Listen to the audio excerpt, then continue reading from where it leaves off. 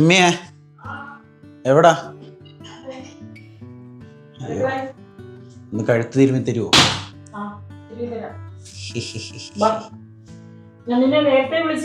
ഞാൻ ജോലിയിലായിരുന്നു, വർക്കിലായിരുന്നു. ഒന്ന് ഒതുങ്ങി. പിന്നെ അമ്മച്ചിയുടെ റൂമിലോ? മമ്മിയുടെ റൂമിലോ? Okay you guys, welcome back to my video. ചെറിയൊരു പണി കിട്ടി കേട്ടോ എനിക്ക്. ചെറിയ പണി എന്ന് വെച്ച് കഴിഞ്ഞാൽ എൻ്റെ കഴുത്ത് ചെറുതായിട്ടൊന്ന് ഉളുക്കിയിട്ടുണ്ട്. അപ്പോൾ എനിക്ക് ഇവിടുന്ന് ഇങ്ങോട്ട് ഇവിടം വരെ കയറും, ഇങ്ങോട്ടും ഇവിടം വരെ തിരിയും. ഇത്രേ എനിക്ക് തിരിയത്തുള്ളൂ ഇപ്പം നിലവിൽ. എനിക്ക് കഴുത്ത് പെട്ടെന്ന് താപ്പോട്ട് നോക്കാൻ പറ്റത്തില്ല, മുകളിലോട്ട് നോക്കാൻ പറ്റത്തില്ല. ഈ ഒരവസ്ഥയിലാണ് ഞാൻ ഇപ്പോൾ ഇരിക്കുന്നത്. സംഭവം എന്ന് വെച്ച് കഴിഞ്ഞാൽ ഇന്നലെ ഞാൻ ജിമ്മിൽ പോയായിരുന്നു. ജിമ്മിൽ പോയിട്ട് ഞാൻ ബാക്കിന് വർക്കൗട്ട് ചെയ്തപ്പോൾ എന്തോ ശരിയായില്ല. അതാ കയറി എൻ്റെ കഴുത്തിന് കയറി പിടിച്ചത്. അതുകൊണ്ടിപ്പോൾ എനിക്ക് തിരിക്കാനും ഒന്നിനും മേലെ. അയ്യോ വേദന. ശരി. എൻ്റെ ഇപ്പം ശരിക്കും പറഞ്ഞു കഴിഞ്ഞാൽ എനിക്കിപ്പം തീരെ ഇന്നലെ കുഴപ്പമില്ലായിരുന്നു. ഇന്നലെ തിരിയുന്നുണ്ടായിരുന്നു, പക്ഷെ വേദന ഉണ്ടായിരുന്നു, പക്ഷെ കുറച്ചും കൂടെ തിരിയുന്നുണ്ടായിരുന്നു. ഇന്ന് ഇനിയിപ്പോൾ ഇത്രേ തിരിയുന്നു. അപ്പുറത്തും എനിക്ക് വേദന ഉണ്ട്. അപ്പം മമ്മി ഇനി എനിക്ക് തിരുമ്മി തരാൻ പോവാ. എനിക്ക് രണ്ട് സൈഡിലായിട്ടില്ല, എനിക്ക് ഇവിടെ മാത്രം, ഈ ഏരിയ അല്ല. അന്നേരം അവിടെ കൊണ്ടുവന്ന് ഫിക്സ് ചെയ്തു. ഞാൻ താഴോട്ടിരിക്കാം. അന്നേരം മമ്മി കസേരയില്ലേ. ഞാൻ പറഞ്ഞു ബാക്കിലോട്ടിരുന്നോ, ആയിരിക്കും മമ്മിക്ക് നല്ലതെന്ന് എനിക്ക് തോന്നുന്നു. പറഞ്ഞാലല്ലേ എനിക്കറിയത്തുള്ളൂ. ജിഗ്നൂടെ വിളിച്ചപ്പോഴാ ഇത്രയും സീരിയസ് ആണെന്ന് ഞാൻ അറിയാം. സീരിയസ് ഒന്നും അല്ല.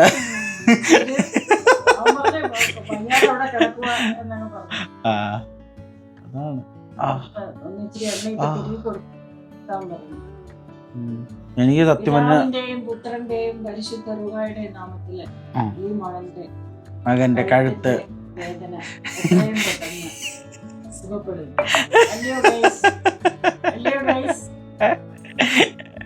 അയ്യോ, കാരണങ്ങൾ പലതായിട്ടോ. കാരണം എനിക്ക് എന്നുവെച്ചാൽ ഇന്നലെ വർക്കൗട്ട് ചെയ്തിട്ടൊന്നും എനിക്ക് റെസ്റ്റ് ഇല്ലായിരുന്നു. ഞാൻ പിന്നെ നേരെ വന്ന് ജോലിക്ക് കയറുമായിരുന്നു.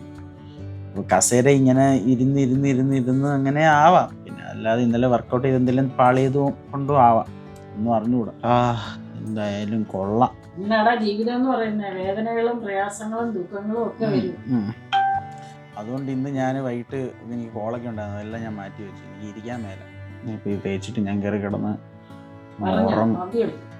അവധി എടുത്തില്ല. ഞാൻ പറഞ്ഞു ഇന്നത്തെ കോള് എനിക്ക് അറ്റൻഡ് ചെയ്യാൻ പറ്റില്ല. ഇല്ല, ഇവിടെ ഉടക്കുന്നുണ്ട്.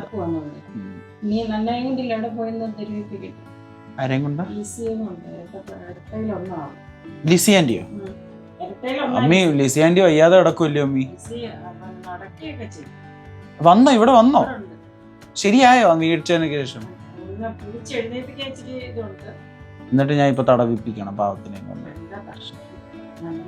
ലിസി ആന്റി എന്ന് വെച്ച് കഴിഞ്ഞാൽ ഇവിടുത്തെ അമ്മച്ചിയുടെ സിസ്റ്ററിന്റെ മരുമോളാണ്, തൊട്ടപ്പുറത്തെ വീട്. പുള്ളിക്കാരിക്ക് റീസെൻ്റ്ലി ഒരു ഭയങ്കര മേജർ ആക്സിഡന്റ് കഴിഞ്ഞിട്ട് ഇങ്ങനെ ബെഡ് റെസ്റ്റിലൊക്കെ ആയിരുന്നു. പെണ്ണിച്ച് തുടങ്ങിയെന്ന് മമ്മി പറഞ്ഞപ്പോഴാണ് ഞാൻ അറിഞ്ഞത്.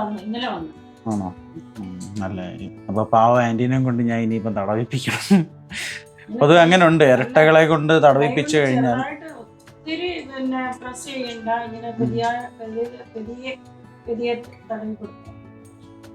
ഇരട്ടകളെ കൊണ്ട് തടവിപ്പിച്ചാൽ ശരിയാകൂന്ന് ഞാനും കേട്ടിട്ടുണ്ട്.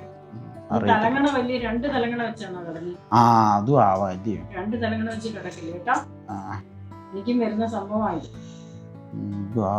ഞാനിരിക്കുന്നുണ്ട്. കിവി ഇങ്ങോട്ട് വന്നിട്ടുണ്ട്. കിവിയെ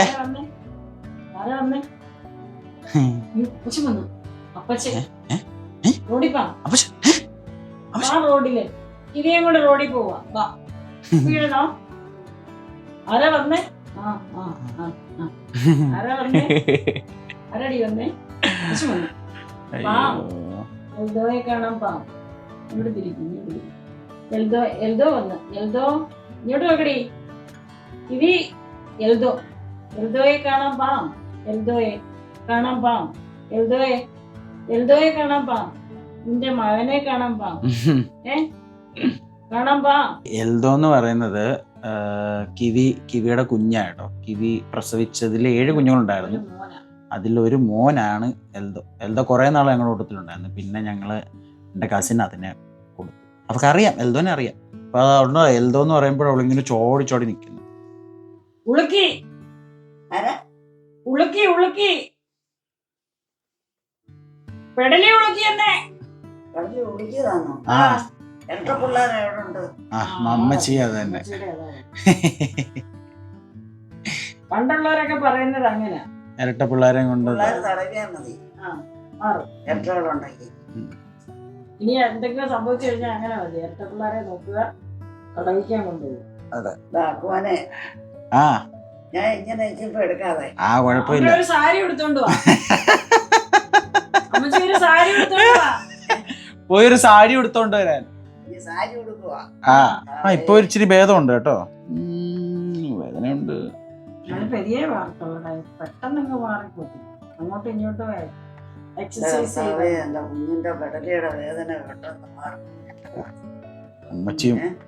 അമ്മച്ചിയും മാസ്മരിക പ്രാർത്ഥനയല്ല. Hot water bag. ഇനി മമ്മി കുറച്ച് ചൂടുവെള്ളം കൊണ്ടുവരട്ടെ. അതുവരെ നമ്മളിവിടെ റെസ്റ്റ്. അതുവരെ നമ്മൾ കിവിനെ കളിപ്പിക്കുന്നു. കിവി കിമോളേ കിമോളേ കിമോളേ കിമോളിയേ കിമോളിയേ. ആണ്ടാ അവൾക്ക് ഇങ്ങനെ തിരിഞ്ഞിരിക്കും. അവൾക്ക് അവളുടെ ഇഷ്ടപ്പെട്ട സ്പോട്ടുകളാണ്. ഒന്നിവിടെ.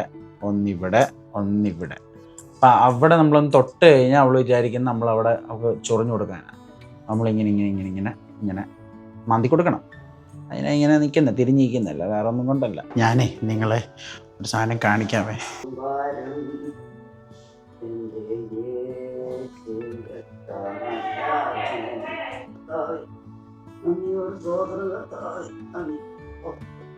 അമ്മച്ചി പ്രാർത്ഥിക്കുവന്നേ. അപ്പോൾ ഇത് സ്ഥിരം കറക്റ്റ് ഒരു 5:45 6 മണിയൊക്കെ ആകുമ്പോഴത്തേനും അമ്മച്ചിയുടെ പ്രാർത്ഥന എല്ലാ ദിവസവും ഉണ്ട്. സത്യം പറഞ്ഞു കഴിഞ്ഞാൽ ഈ പ്രായമുള്ളവരുടെ ഈ പ്രാർത്ഥന, അതുപോലെ പ്രത്യേകിച്ച് ഞങ്ങളുടെ കേസ് എന്ന് വെച്ചാൽ ഞങ്ങളുടെ അമ്മച്ചിയുടെ പ്രാർത്ഥന കൊണ്ടൊക്കെയാണ് ഞങ്ങളുടെ ആ ഒരു തലമുറയിൽ ആരും നശിച്ചു പോയിട്ടില്ല. എന്നുവെച്ചാൽ എല്ലാവരും നല്ല നിലയിലും എല്ലാവരും ആവശ്യമില്ലാത്ത എന്താ പറയുന്നത് തെറ്റുകളിലോട്ടൊന്നും ആരും അങ്ങനെ പോയിട്ടില്ല. ഞങ്ങളുടെ കസിൻസ് എന്നുവെച്ചാൽ ഞങ്ങളുടെ തലമുറക്കാരും എല്ലാവരും നല്ല നിലയിലാണ്. അപ്പോൾ എല്ലാം നമ്മുടെ ഈ പ്രായമുള്ള അപ്പച്ചൻ്റെ അമ്മച്ചിയുടെയൊക്കെ പ്രാർത്ഥനയൊക്കെ കാരണമാണ്. സത്യം പറഞ്ഞാൽ അവരുടെ ബേസിലാണ് നമ്മളിപ്പം എല്ലാവരും ഇങ്ങനെ നിൽക്കുന്നത്. അമ്മച്ചി എല്ലാ ദിവസവും ഒരു 6 മണി അല്ലെങ്കിൽ 5:45 ആകുമ്പോഴത്തേനും പ്രാർത്ഥന തുടങ്ങും. അമ്മച്ചിയുടെ മക്കളെ പറ്റി, അമ്മച്ചിയുടെ കൊച്ചുമക്കളെ എല്ലാവരെയും, കൊച്ചുമക്കളുടെ മക്കളെയും അമ്മച്ചി ഓരോരുത്തരുടെ പേര് വെച്ച് അമ്മച്ചി പ്രാർത്ഥിക്കും. അപ്പോൾ അതിൻ്റെയൊക്കെ അനുഗ്രഹങ്ങളാണ് നമുക്കൊക്കെ കിട്ടുന്നത്. അമ്മി വെള്ളം എടുത്തില്ല ഇതേവരെ. എന്തോ ആയി? വെള്ളം അടുപ്പിൽ വെച്ചു. ഓക്കെ. അവിടെ അല്ലേ? ഇവിടാണോ? പിന്നെ അവിടെ എന്തുവായിരുന്നു? അരിയായിരുന്നോ? കപ്പപ്പുഴുക്ക്. ഷുഗറാ കപ്പപ്പുഴുക്ക് പോലും. കൈ സൂക്ഷിക്കണേ. തിളച്ച വെള്ളം. അതെ മമ്മി നേഴ്സായിരുന്നു കേട്ടോ. ഞാൻ 17 വർഷം ഞാൻ ജോലി ചെയ്തു. പഞ്ചാബിലായിരുന്നു.